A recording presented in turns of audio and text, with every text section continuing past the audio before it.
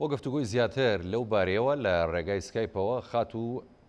سۆزان مەنسوور ئەندامی ئەنجومەنی نوێنەرانی عێراق لە فراکسیۆنی یەکێتی نیشتیمانی کوردستانمان لەگەڵ خات و سۆزان ئەم کاتت باش هۆکاری لە ئێستادا پاشگەزبوونەوەی حکوومەتی عێراق بۆچی دەگەڕێتەوە کە ڕووفاتانە نانێرێتەوە یاخود پێشتر بۆ دەیویست بەبێ پشکنینی DNA ڕووفاتی ئەنفالکراوان بنێرێتەوە بۆ هەرێمی کوردستان. ئەم کاتەی ئێوەی بەڕێز و بینەرە بەڕێزەکانتان باش خوای گەورە ڕۆژ و تاعەت و هەموو لایەک قبول بکە بەم مانگ ڕەمەزانە پیرۆزە.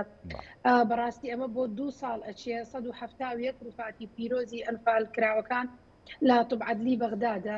بریان بوو کە چواردەی ئەم مانگە لە یادی ئەنفالدا بیگەڕێنەوە تەسلیمی کەنە دەست توبعەدلی کوردستان بە هەوڵێک لە زۆر بەڕێز کاخوبا تاالبانی لەگەڵ کەسوکاری ئەنفال کراوەکانێکی لەوانە کە سەرپەرشتیانەکە تەنها کەس کە نجاتی بووە کە پێڵێن تاقانەی ئەنفال ئەوەی شکاک تەیمورە هەولێکی زۆرماندا کە چواردەی مانگ نەنرێتەوە بۆ یان تەسلیمی دەست توبعەدلی کوردستان نەکرێ. ئێستا تەجیل کرا پێش 2 ڕۆژ پەیوەندیم کرد بە دەستگای شەهیدانی عێراقی دەستگای گۆڕە بە کۆمەڵەکانی عێراق توبعەدلی بەغداد بەتەما بوون دوای جەژن یەکسەر ڕووفاتە پیرۆزەکان تەسلیم دەست توبعەدلی کوردستان بکەن. منیش بە ناوی کەسوکاری شەهیدانەوە قسەم کرد کاقوبات خۆشی لەسەر خەت بوو لەگەڵ دەستگای شەهیدانە لەگەڵ یانە هەوڵێکی زۆرماندا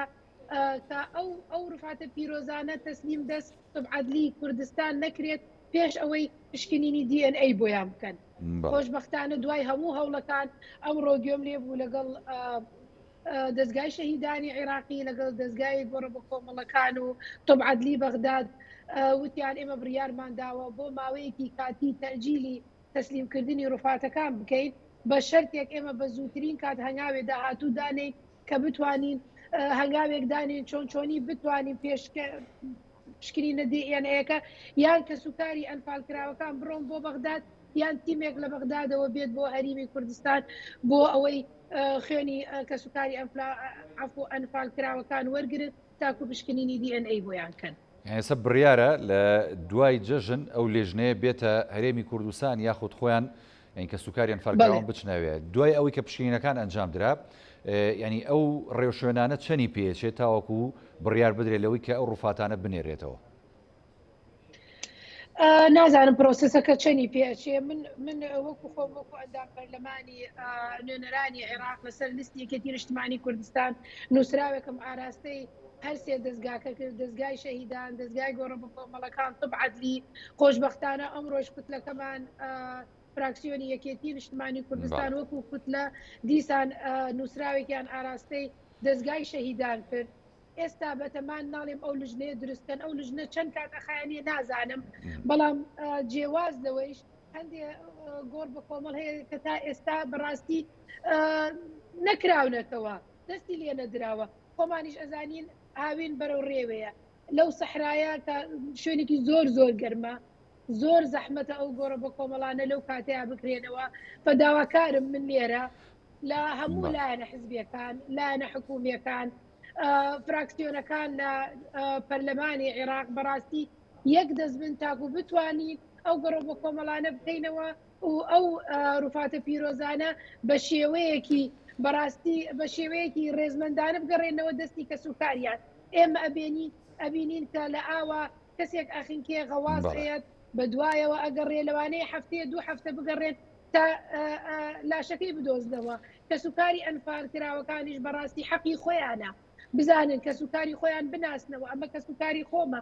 چۆنی بڕۆنە سەر قەبری کەسوکارەکانیان ئەگە نەزانن کێ خات و سۆزانانی تا ئێستا ئەو ڕووفاتانە دەرنەهێنراوەتەوە لە ناو گۆڕە بە کۆمەڵەکەیە کە دۆزراوەتەوە 171 ڕووفات لە توبعەدلی بەغدادە لە توبعەدلی بەغداد بڵێ ئەوە بۆ 2 ساڵە چێت تقریبا لە توبعەدلی بەغدادە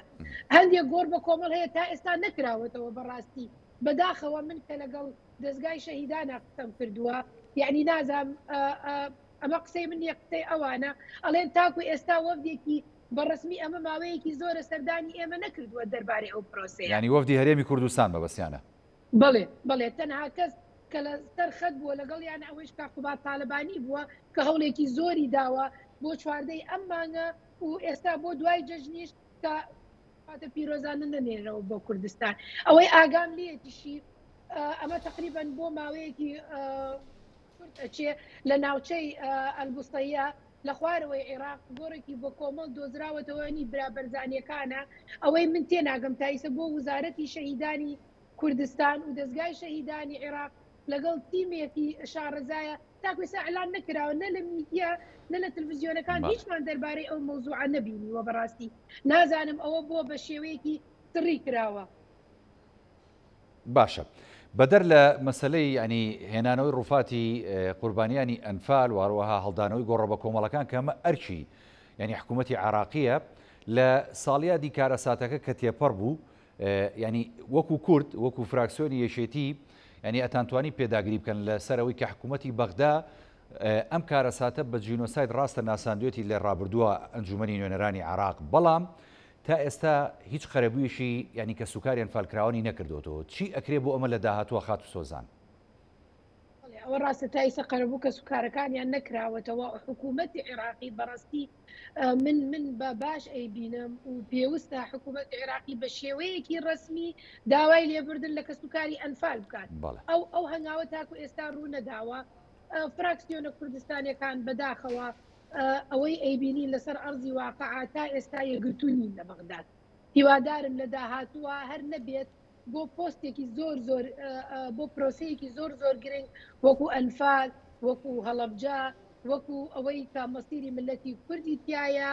بۆ جا موچە ئەبێ یەک دەنگ بن لەبەر ئەوەی ئەوە دوورە لە حزبایەتیەوە ئەوە خزمەتکردنی کوردستانە و خەڵکی خۆیانە کورد بەڕاستی ئێستا من لەوانەیە کە سوکارم ئەنفالە لەوانەیە برام نەبێ خوشکم بێ پۆرزان بێ ئاموزان بێ بەڵام هەر مناڵێک لەو مناڵانە کە لە گۆڕە بە کۆمەڵەکانە بە مناڵی خۆمەی بینم خوێنی منە کووردە لە منە بە ئەرکی سەر شانی خۆمەی بینم بەڕاستی دیفاع لەسەر حەق و حقوقیان کەم ئەمە پێداگری حکوومەتی هەرێمی کوردستانی شێوە خات و سۆزان لەگەڵ بەتاکید ئەبێ وزارەتی شەهیدانی کوردستان هەنگاوێکی زۆر هەنگاوێکی ڕاستەقینە بنێ تاکو پیشانی ئەوەی ئێمە بینیمان کە سوکاری شەهیدانی ئەنفالکراوەکان زۆر تووڕە بوون لە وەزیری شەهیدان ئەوە لە چی هاتووە دیارە لەوە هاتووە کە ئەو هەنگاوانە کە پێویست بووە تا ئێستادا نەنراوە بەڕاستی. بەڵێ زۆر سپاس بۆ خات و سۆزان مەنسوور ئەندامی ئەنجومەنی نوێنەرانی عراق لە سەر فراکسیۆنی یەشێتی نیشتیمانی کوردستان کە لە ڕێگەی سکایپۆ لەگەڵ ماوی سپاس دەکەم.